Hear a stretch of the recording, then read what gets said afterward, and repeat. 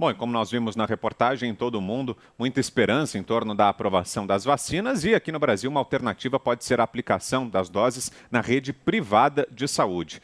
As clínicas particulares, inclusive, buscam uma vacina própria, mas já se colocaram à disposição para ajudar na campanha nacional de imunização contra a Covid-19. E, para falarmos sobre isso, como a rede particular pode atuar nesse processo, vamos conversar agora com o presidente do Conselho do Hospital Albert Einstein e do Instituto Coalizão Saúde, Dr. Cláudio Lotenberg, que está conosco aqui.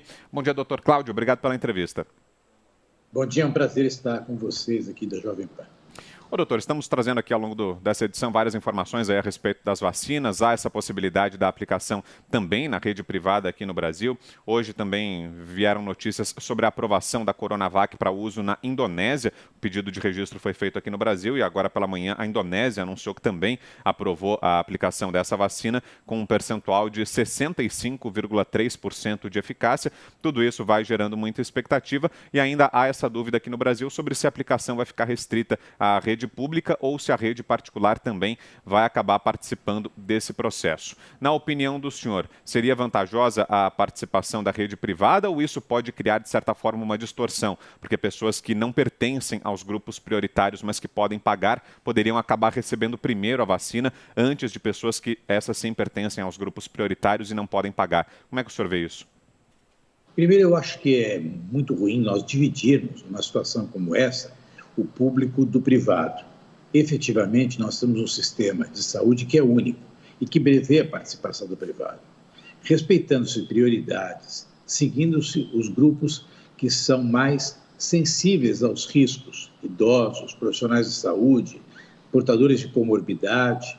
Dentro de uma visão integrada e normatizada pelo Sistema Único de Saúde, o privado só iria agregar, no sentido de trazer agilidade, capilaridade, ou seja, eficiência para o sistema.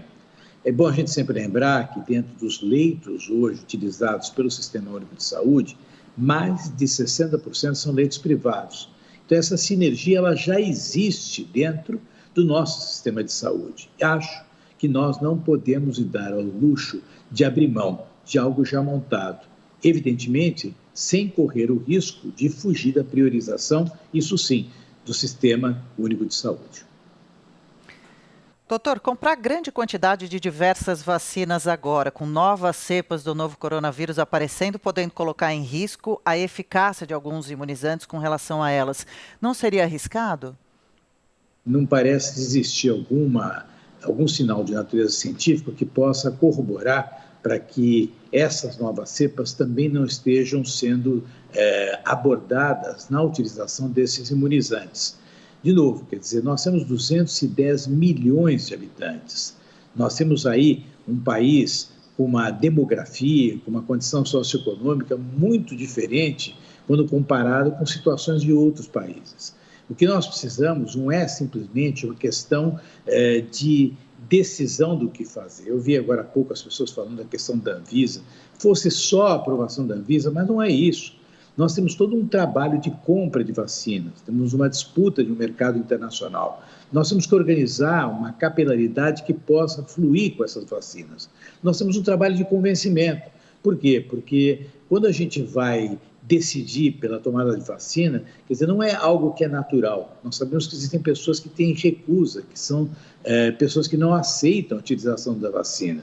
Se vocês citarem agora há pouco e falaram sobre Israel, lá o primeiro-ministro, ele foi o primeiro a tomar a vacina, ou seja, tem todo um entorno de organização que a gente precisa tratar no sentido de poder criar aqui uma quantidade de pessoas que possam levar ao assim chamado efeito de imunidade de rebanho, ou seja, nós não estamos em condições de poder fazer grandes opções. Aliás, temos feito da imobilidade. Quer dizer, fizemos pouco. Nós estamos discutindo essa semana e estamos vendo algum movimento por parte do governo, justamente por conta daquilo que vocês da imprensa efetivamente acabaram criando, que foi uma discussão importante a respeito da inserção do privado. Quer dizer, quem sabe se não tivéssemos feito nem só isso, a gente agora ainda estaria discutindo e cometendo uma grande injustiça que não é vacinar ninguém. Isso é o que está acontecendo.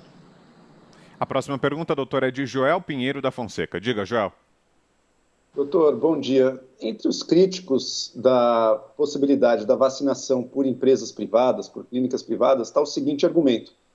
lotes que poderiam ir para o SUS acabam sendo distribuídos por empresas privadas e que distribuem, evidentemente, de acordo com um critério que inclui aí o critério econômico, que é menos justo. Portanto, haveria mais uma competição entre setor privado e setor público e não uma cooperação dos dois. Quais são algumas medidas que podem ser feitas para minimizar esse risco de competição? Né? Porque não é do interesse do Brasil, se um lote que ia para o SUS acabar nas mãos do setor privado. O interessante seria que novos lotes adicionais viessem. Como é que se reduz essa competição predatória? Olha, a gente tem marcos regulatórios justamente para isso, né? Primeiro que quem está no privado também é um cidadão, ele também tem o direito de ser vacinado, né? Ele vai estar financiando e custeando isso.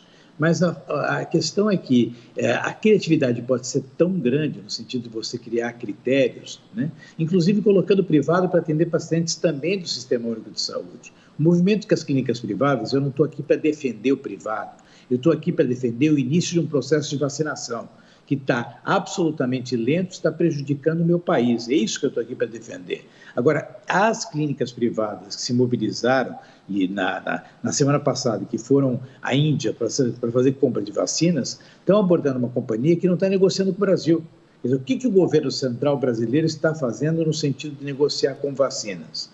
Ele poderia abrir para que você pudesse pactuar relações, inclusive com fornecedores que não estão sendo abordados pelo Sistema Único de Saúde. Então, tem tantas formas de poder minimizar e evitar esse tipo de risco. Quer dizer, nós estamos discutindo sobre algo e nós não fizemos absolutamente nada. Se estivéssemos nós em franca caminhada, no sentido de criar aqui um processo de vacinação para o Sistema Único de Saúde, eu poderia aceitar. Mas a questão é que nós não estamos fazendo absolutamente nada, estamos discutindo os riscos de realmente poder ocorrer algum tipo de injustiça. Ninguém quer isso. Aliás, nós estamos cometendo a maior das injustiças, que não é vacinar ninguém. Agora, doutor, só para fecharmos uma última questão, o senhor publicou há poucos dias um artigo comparando o início rápido, que o senhor mencionou agora, da campanha de vacinação em Israel, com a situação aqui no Brasil, apontando uma lentidão, uma demora no começo da imunização por aqui. E hoje foi publicado no jornal Folha de São Paulo um artigo de autoria do secretário de Comunicação Social do Ministério das Comunicações, Fábio Weingarten, em que ele cita especificamente esse texto de autoria do senhor, dizendo que não dá para se comparar Israel e Brasil por serem populações completamente diferentes, por Israel ser um país muito menor e pelas condições socioeconômicas dos dois países serem bastante diferentes. Como é que o senhor rebateria isso? Olha, primeiro o seguinte, eu tenho muito respeito pelo secretário Fábio Weingarten, mas eu tenho a impressão que ele não entendeu o contexto da leitura do artigo que eu publiquei. Eu lá faço uma narrativa elogiando a maneira ágil e eficiente com a qual um país, é verdade, com uma realidade sociodemográfica totalmente diferente, conseguiu alavancar um processo de vacinação, e eles têm 40 dias que estão vacinando, tem cerca de 15% da população que já foi vacinada. Várias dessas pessoas estão já na segunda dose.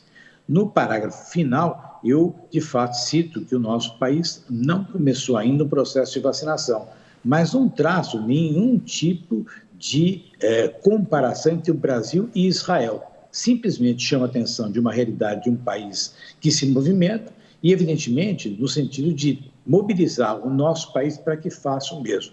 E, portanto, não é uma comparação. Basta ler o meu artigo original, publicado no Globo, onde eu, de verdade, quero mais. É que a gente se inspire num bom exemplo e façamos algo semelhante no nosso país. E, de novo, quer dizer, tenho muito respeito pelo secretário, eu acho que ele, infelizmente, não entendeu o que o meu artigo está se propondo a fazer quando da sua edição.